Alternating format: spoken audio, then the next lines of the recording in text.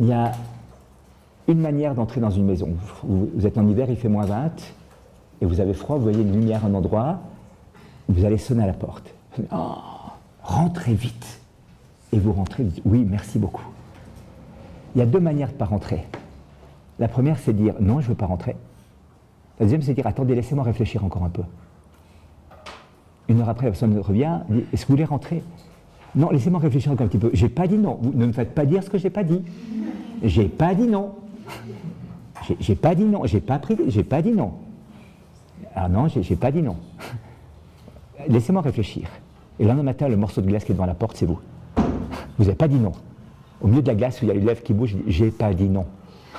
Vous êtes un glaçon quand même.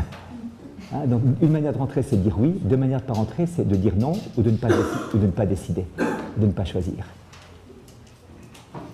On sait oui et non, on le comprend.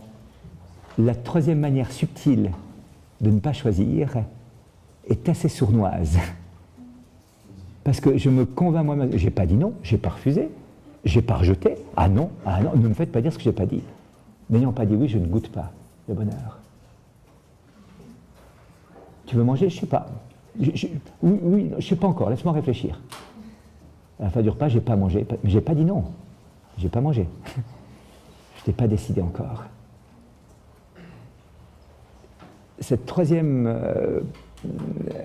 opération, si vous voulez, troisième situation, est assez subtile et je peux me laisser piéger malgré moi, avec la bonne justification intellectuelle que j'ai pas dit non. Et donc, à ce moment-là, j'ai pas dit oui non plus, mais ça je le vois pas très bien, parce qu'il faut que je réfléchisse, il faut que je pèse le pour et le contre. Mais en tout cas, j'ai pas dit non, ça je te le promets. Et donc, tu n'es pas rentré. Et en même temps, si je transcris ça sous l'ordre de la grâce, Dieu n'est pas un violeur des cœurs. Il ne fera jamais un pas en nous sans notre oui. Jamais, jamais, jamais, jamais, jamais, jamais. Dieu s'agenouille devant la liberté de l'homme. Une seule chose empêche la toute-puissance de Dieu, c'est l'amour qui respecte l'homme jusqu'au bout. Et là, Dieu peut être en échec devant l'homme qui refuse. L'échec de Dieu devant l'homme qui refuse, c'est le crucifié, mais c'est aussi les hommes torturés de ne pas savoir aimer, de crucifier leur Dieu. La torture du centurion qui dit vraiment celui-ci était le Fils de Dieu. La torture de Judas qui ira jusqu'à se pendre. Et le repentir de Pierre qui reviendra au Christ. Et il y a derrière ça quelque chose de fondamental, quelque chose d'essentiel qui se joue. Et donc, il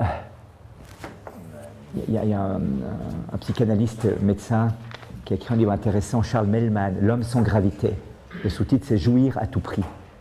Et dit, finalement, le moteur de l'homme aujourd'hui n'est plus tant sa liberté que la jouissance.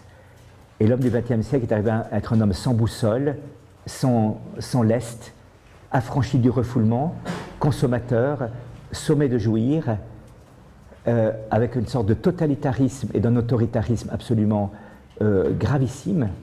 Tu dois faire ça, autrement tu n'es pas comme les autres. Et donc une sorte d'immaturation, il y a une sorte de société matriarcale où l'enfant est acculé à téter goulûment aux objets de son plaisir en permanence, sans père qui dit à un moment non, on arrête, sans frustration, qui permet l'émergence d'une autre soif au cœur de l'homme, d'une autre réalité au cœur de l'homme. Et donc, un être qui se construit sans personnalité, un addictif ignorant de lui-même, et qui conduit à une sorte de névrose ou d'une perversion, en tout cas d'une dépersonnalisation de l'être humain. C'est assez sévère comme constat, mais c'est bien argumenté pour un psychanalyste, médecin, donc il le fait au titre de sa science, il ne le fait pas au titre de sa foi, je ne sais pas s'il est croyant ou pas, je ne crois pas. Et je trouve ça intéressant, ces choses-là. Voyez-vous, comment la liberté va émerger, comment la liberté va se construire, et comment simplement de suivre les mouvements passionnels, de suivre l'esprit du temps, est en fait une démission profonde de la liberté. La liberté se construit aussi par le non, voyez-vous. C'est un autre médecin qui s'appelle Aldo Naouri, que je trouve génial, c'est un pédiatre, qui a écrit pas mal de livres sur l'éducation. Si vous voulez lire des livres d'éducation, allez un peu chez Aldo Naouri, je trouve que c'est plein de bon sens. Et puis, il dit à un moment donné, de nouveau un père qui vient avec un enfant, et qui dit, alors son enfant touche à tout comme ça. Et puis, il saute sur le bureau du médecin, et il va sur la chaise, il roule sur la chaise dans le bureau, enfin, comme ça, puis le père dit rien. Et lui, Aldo Naouri, dit à un moment donné, moi j'étais quand même un peu énervé. Et puis je lui dis, vous ne pouvez pas lui dire d'arrêter? Et il dit, quoi? Je suis tombé sur un médecin fasciste. Et puis il dit, mais attendez, je ne suis pas fasciste, vous assurez? Non, mais là, il est en train de déranger tous mes papiers, mes dossiers, la chaise, je ne sais pas où la finir dans la fenêtre ou je ne sais pas quoi. Non, vous ne pouvez pas lui dire, c'est impossible, mais laissez-le vivre. Bon, alors ça se calme un petit peu, puis d'un moment, il dit, mais alors pourquoi vous venez ici? Expliquez-moi le problème avec votre enfant. Je ne peux pas en faire façon. Ah, je dis, ben oui, je comprends bien, c'est tout à fait logique. Ah oui, alors là, je comprends votre problème. Il a compris que je n'étais pas fasciste après, que le fait de dire non n'était pas du fascisme, c'est simplement de l'éducation. Exduquer, ça vient d'un mot latin qui veut dire conduire d'un endroit à un autre endroit. Exducere, conduire d'un endroit à un autre endroit. Alors, je peux conduire d'une terre de servitude à une terre de liberté, ou d'une terre de liberté à une terre de servitude. Hein, c'est un enjeu assez capital. Et Dieu qui confie l'éducation de ses enfants à d'autres enfants, c'est-à-dire à ses adultes, mais qui sont quand même ses enfants de Dieu, c'est un risque. Où est-ce que je conduis la personne? Et si je ne connais pas le mode d'emploi du cœur de l'homme, si je ne sais pas comment l'être humain est fait et où est sa finalité, je risque bien de conduire sur des chemins de traverse, avec les meilleurs sentiments du monde. Avec les meilleurs sentiments du monde. Avec beaucoup de générosité, beaucoup de sincérité, mais en dehors de la vérité de l'être. Voyez-vous? Je peux être très sincère, mais en dehors de la vérité de l'être. Et ça, c'est une confusion aussi de notre temps, entre sincérité et vérité. Non pas pour opposer l'un et l'autre, il faut être vrai et sincère. C'est-à-dire vrai, c'est-à-dire que j'écoute la vérité objective que le réel me donne et que mon intelligence perçoit, et sincère dans la mesure où j'y adhère profondément de tout mon être, de tout mon cœur. Mais si je suis que sincère, sans la vérité, ma sincérité peut bien être égarée. Hein, on a tous fait l'expérience de partir un jour d'un endroit en disant « T'as les clés? Oui, j'ai les clés dans les poches. Oui, j'ai bon.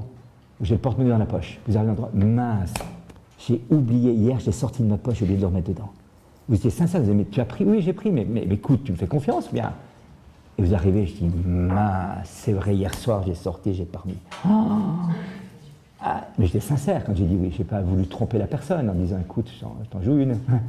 Je te dis que j'y vais, mais je n'ai pas. Non, j'y croyais. J'y croyais, mais à la fin, c'était pas vrai. C'était pas vrai. Vous voyez, la vérité n'est pas de l'ordre de la sincérité. Pour être certain, on a vécu ça une fois chez nous, on devait réparer l'électricité, et donc celui qui réparait devait enlever les fusibles. Et puis, une personne très généreuse et bien intentionnée dit « Oh, le disjoncteur est en bas, je vais rendre service, je vais le remonter. » Et l'autre, pour l'instant, était faire une petite pause, revient là, et continue à travailler en disant « Il n'y a pas de jus. » Et il y avait du jus. Heureusement, ça n'a pas été trop grave, mais c'était quand même assez efficace, vous savez, vous n'êtes pas bien après, hein, vous prenez un giclet de 220 ans. Ça fait drôle, hein.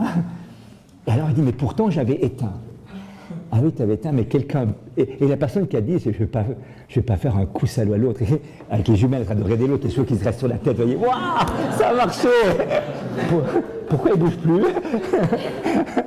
Non, c'était pas ça l'attention. Au contraire, c'est dire, mais je vais rendre service à... Quelqu'un était près de l'électricité maintenant, je vais vite lui redonner ce truc. Et sauf que c'est celui qui travaille de l'autre côté qui avait fait exprès. Vous voyez, donc la sincérité, 2 personnes sincères et un drame qui peut se jouer à la clé. 2 personnes sincères et un drame qui sont à la clé. Donc il va falloir la vérité pour pouvoir vraiment construire les choses et ensuite adhérer de tout notre cœur à cette vérité. On comprend mieux maintenant, voyez-vous, en ayant fait ce parcours à la fois philosophique, à la fois théologique, sur la personne humaine, sa dignité, ses grandes inclinations, sa finalité. Pourquoi à un moment donné on peut dire que c'est dans le Christ véritablement que l'homme s'épanouit totalement, hein, quand Benoît XVI disait Celui qui fait entrer le Christ ne perd rien, absolument rien de ce qui rend la vie libre, belle et grande. Non, dans cette amitié seulement s'ouvrent toutes grandes les portes de la vie. Dans cette amitié seulement se dévoilent réellement les grandes potentialités de la condition humaine. Dans cette amitié seulement nous faisons l'expérience de ce qui est beau, de ce qui libère. N'ayez pas peur du Christ, il n'enlève rien et il donne tout. Celui qui se donne à lui reçoit le centuple. Oui, ouvrez tout grand les portes au Christ et vous trouverez la vraie vie. Amen. Voilà, donc quand on rentre dans cette logique-là, on comprend, j'allais dire aussi même que de trouver le Christ et de se trouver soi-même, c'est le même moment. Il y a un moment spirituel où je me trouve en le rencontrant et je deviens moi-même en le rencontrant. Seul lui est capable de m'établir et m'épanouir dans mon authentique personnalité.